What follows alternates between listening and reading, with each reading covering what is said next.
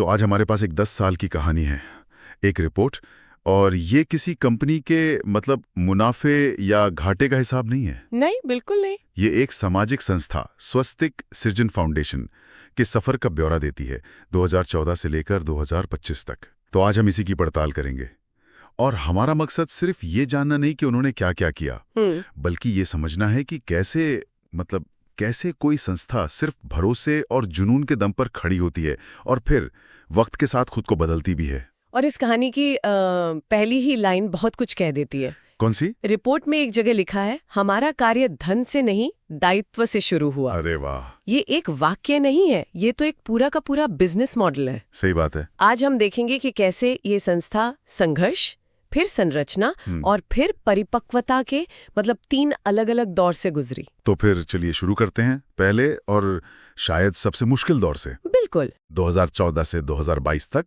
Report में इसे निर्माण, संघर्ष और निरंतरता का समय बताया गया है। जी। जो बात मुझे सबसे ज्यादा हैरान कर रही है वो ये है कि इन 8 सालों में संस्था ने बिना किसी सरकारी या कॉरपोरेट फंडिंग के काम किया। पर ये हुआ कैसे? बिना पैसे के 8 साल, ये तो सुनने में ही नामुमकिन लगता है। और यही सवाल इस मॉडल की सबसे दिलचस्प परत खोलता है। अच्छा। देखिए, ये इसलिए संभव हुआ क्योंकि उन्होंने अपनी करेंसी ही बदल दी। करेंसी बदल दी? मतलब? उनकी मुद्रा पैसा नहीं थी, बल्कि स्वयं सेवकों का समय और समुदाय का भरोसा था। उनका ध्यान बहुत साफ था, झुग्गी झोपड़ियों और गांवों में जाना, बच्चों को पढ़ाना, स्वास्थ्य और सफाई पर बात करना और महिलाओं को जोड़ना। यहाँ कोई बड़े बड़े इवेंट्स या कैंप लगाने का इरादा नहीं था। तो फिर इरादा क्या था? इरादा था एक एक परिवार के दरवाजे तक पहुंचना, उनसे सीधा रिश्ता बनाना। 1-to-1 अप्रोच, एक एक परिवार से जुड़ना। अरे इसमें तो बहुत ज्यादा समय और मेहनत लगती होगी। बहुत ज्यादा। आज की दुनिया में जहाँ हर कोई स्केल अप करने की बात करता है, वहाँ ये तरीका थोड़ा उल्टा नहीं लगता? बिल्कुल उल्टा लगता है, और शायद यही उनकी कामयाबी का राज था। अच्छा। रिपोर्ट में कमजोर परिवारों के साथ सीधा जुड़ाव पर बहुत जोर दिया गया है। इसे ऐसे समझिए कि उन्होंने पहले 8 साल सिर्फ एक ही चीज में निवेश किया। किस चीज में? विश्वास में। विश्वास? हाँ, जब आप किसी परिवार की जिंदगी का हिस्सा बनते हैं तो आप सिर्फ एक बाहरी मदद करने वाले नहीं रह जाते, आप उनके अपने बन जाते हैं। और कोविड महामारी के दौरान यही रिश्ता उनकी सबसे बड़ी ताकत बना। जब सब कुछ बंद था, तब भी वे समुदायों तक पहुंच पा रहे थे, क्योंकि लोग उन्हें जानते थे, उन पर भरोसा करते थे। बिल्कुल। ये सुनने में बहुत आदर्शवादी लगता है, पर 8 साल, ये एक बहुत लंबा समय है। बहुत लंबा। क्या रिपोर्ट में उन मुश्किलों का भी जिक्र है? ऐसे मौके जरूर आए होंगे जब लगा होगा कि भाई बिना फंडिंग के ये सब चलाना नामुमकिन है, जब स्वयंसेवकों का जोश ठंडा पड़ गया हो। देखिए, रिपोर्ट सीधे तौर पर मुश्किलों का जिक्र तो नहीं करती, पर अगर आप पंक्तियों के बीच पढ़ें तो संघर्ष साफ दिखता है। जैसे? सीमित संसाधनों के बावजूद काम की निरंतरता जैसी बातें। हाँ। वो इसी और इशारा करती हैं। इसका मतलब है कि कई बार उनके पास शायद पोस्टर छपवाने तक के पैसे नहीं होते होंगे, या किसी बच्चे को किताब देने के लिए भी सोचना पड़ता होगा। लेकिन यहाँ से जो सबसे बड़ा सबक मिलता है वो ये है कि सामाजिक काम में आपकी असली पूंजी पैसा है ही नहीं। तो क्या है? वही भरोसा। उन्होंने पहले 8 साल सिर्फ इसी पूंजी को कमाने में लगाए। ये एक ऐसा मॉडल है जहां आप पहले अपनी साख बनाते हैं, फिर उस साख के दम पर विस्तार करते हैं, न कि इसका उल्टा। तो उन्होंने एक ऐसी संस्कृति बनाई जहां लोग दिल से जुड़े थे, किसी मजबूरी या तनख्वाह के लिए नहीं। हाँ, एक मकसद के लिए। हर कोई अपनी मर्जी से एक मकसद के लिए काम कर रहा था। यही उनकी असली ताकत थी। बिल्कुल। और इस दौर के अंत में उनके पास क्या था? कोई बड़ा बैंक बैलेंस नहीं। क्या था?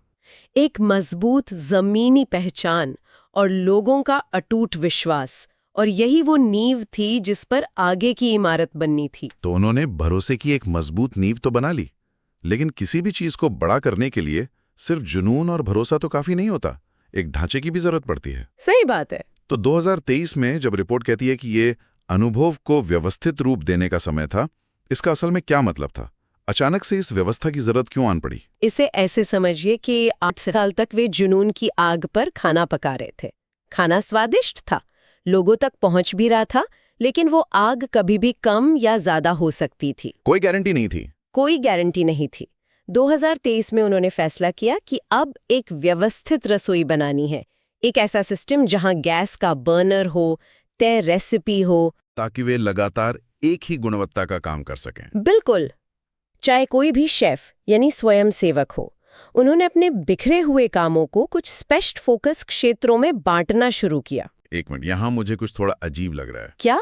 रिपोर्ट बताती है कि इसी दौरान उन्होंने अपने काम में डिजिटल जागरूकता और पर्यावरण जैसे नए विषय भी जोड़े। जी हाँ। मतलब वे बच्चों की शिक्षा और पोषण पर काम कर रहे थे और अचानक से डिजिटल और पर्यावरण, ये तो बिल्कुल ही अलग फील्ड हो गई।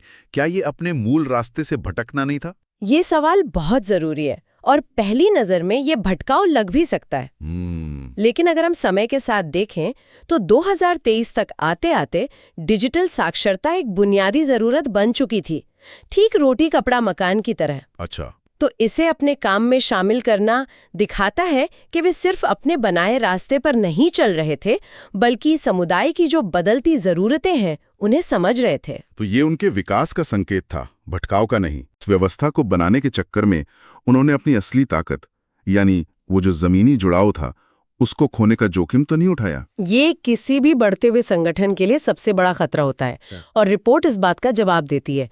2024 को कार्य को और मजबूत तथा व्यवस्थित करने का साल बताया गया है। ठीक है। यहाँ ध्यान देने वाली बात यह है कि उन्होंने सिर्फ बाहरी कामों को नहीं, बल्कि अपनी आंतरिक क्षमता और स्वयं सेवकों को मजबूत करने पर ध्यान दिया। और नतीजा क्या हुआ? नतीजा ये हुआ, और ये रिपोर्ट में लिखा है कि मजबूत स्वयं सेवक भागीदारी हुई। मतलब व्यवस्था बनाने से उनका उत्साह कम नहीं हुआ, बल्कि और बढ़ गया। ये तो उल्टा हुआ। ऐसा क्यों? आमतौर पर तो लोग नियमों से भागते हैं। शायद इसलिए क्योंकि अब स्वयं सेवकों को अपने काम का असर ज्यादा साफ दिखने लगा था। अच्छा। जब आप एक व्यवस्थित ढांचे में काम करते हैं तो आपको पता होता है कि आपकी मेहनत कहाँ जा रही है और उसका नतीजा क्या निकल रहा है। पारदर्शिता बढ़ जाती है। तो स्वयंसेवकों को महसूस होता है कि वे सिर्फ कुछ गतिविधियां नहीं कर रहे हैं, बल्कि एक बड़े और स्थायी बदलाव का हिस्सा बन रहे हैं। उनका जुनून एक दिशा में लग गया और इससे उनका जुड़ाव और गहरा हो गया। मतलब 2023 और 2024 ये 2 साल उन्होंने अपनी रसोई को ठीक करने और अपने शेफ्स को ट्रेनिंग देने में लगाए। हाँ, ताकि अब वो बड़े पैमाने पर काम करने के लिए तैयार हो सके। बिल्कुल सही। ये 2 साल अंदरूनी मजबूती के थे। बाहर की दुनिया के लिए शायद कुछ बड़ा न दिख रहा हो, लेकिन अंदर ही अंदर संस्था एक जमीनी आंदोलन से एक स्थायी संगठन बनने की तैयारी कर रही थी। तो इस सारी तैयारी का आज यानी 2025 में क्या नतीजा निकल रहा है? रिपोर्ट इस साल को परिपक्वता और भरोसे का साल कहती है। ये एक बहुत बड़ा दावा है। और ये दावा हवा में नहीं है। यहाँ जो बात गौर करने वाली है वो है फोकस में आया एक बड़ा बदलाव।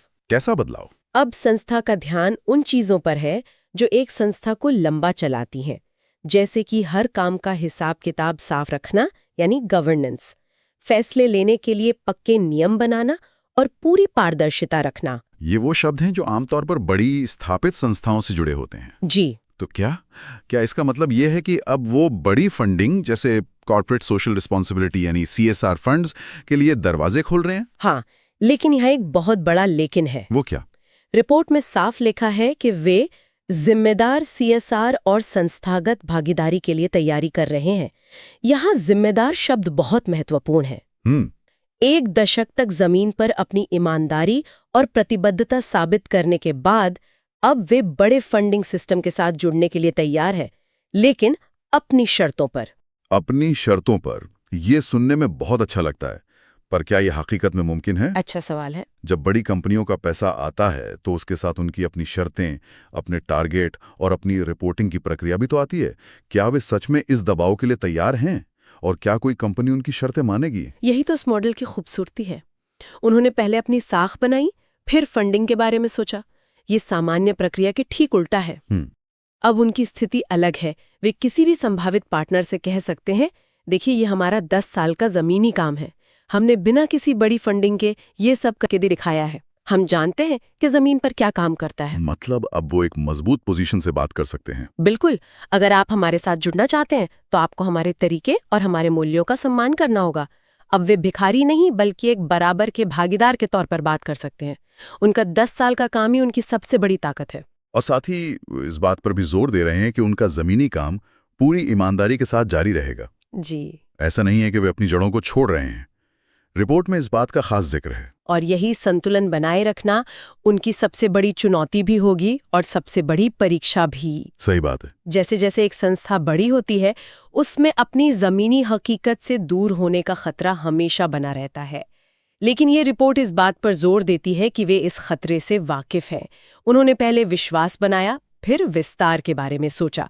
रिपोर्ट का वो शुरुआती वाक्य है, हमारा कार्य धन से नहीं दायित्व से शुरू हुआ। हाँ, अब वो इस पूरे सफर का निचोड़ लगता है। तो आज हमने एक दशक के सफर को देखा, कैसे एक संस्था सिर्फ दायित्व की भावना से शुरू हुई, 8 साल तक भरोसे की पूंजी पर चली, फिर 2 साल खुद को एक मजबूत ढांचे में ढाला और अब बड़ी साझेदारियों के लिए तैयार हैं, वो भी अपनी शर्तों पर। बिल्कुल। ये सिर्फ एक एनजीओ की कहानी नहीं है, ये किसी भी छोटे स्टार्टअप या किसी भी ऐसे इंसान के लिए एक सबक है जो कोई बड़ा काम शुरू करना चाहता है। सही कहा। कि पहले प्रोडक्ट या सर्विस पर नहीं, बल्कि अपनी कम्युनिटी और भरोसे पर काम करो। सच में। और ये रिपोर्ट हमें गहरे विचार के साथ छोड़ जाती है। क्या?